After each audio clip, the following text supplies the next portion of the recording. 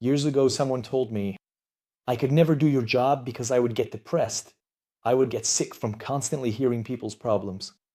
With this idea, the contagiousness of psychological difficulties, of pain, of mental discomfort, something that could pass from person to person regardless of the individual's conditions, like a demon that possesses bodies, even against their will.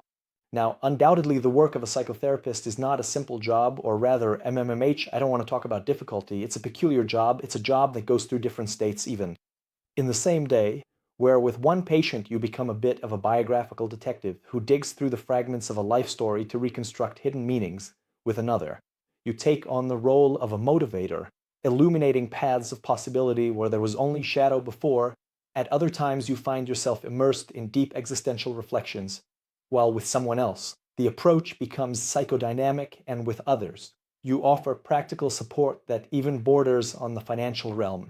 Speaking of finance, few are aware of how intimately money management is connected with our psychological aspect.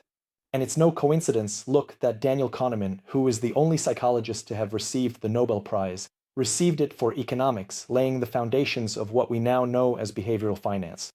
Anyway, among the many peculiarities of my profession, there isn't the contagiousness of discomfort. Let's call it that a bit bluntly. There is a fundamental difference between professional exposure and personal exposure to suffering. Of course, the therapist is not immune to emotions, They get emotional, get annoyed, get bored, laugh, get moved. But these are human responses that fit into a structured context where professional awareness acts as a mediator. But in the therapeutic setting, listening to people's problems not only is not something that can negatively alter the therapist's psychological state, although they can get emotional MMMH, annoyed, bored, laugh, but it's something different, as I said. But I dare say it improves their condition.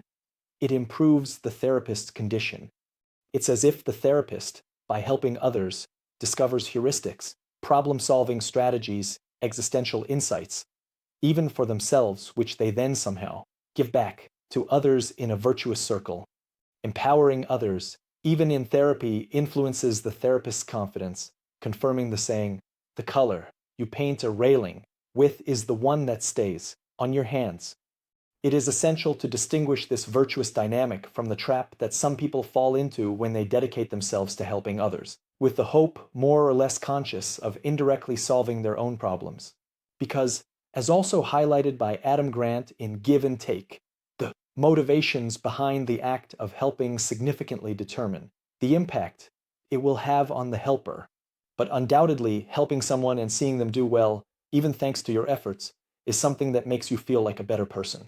And therefore, as I had already mentioned in an old video about personal digital footprint, every statement, like the one-sided, at the beginning, that is, I could never do your job because I would get depressed, carries with it the unique imprint of the person who says it, suggesting personal permeability to psychological discomfort that is not necessarily universal.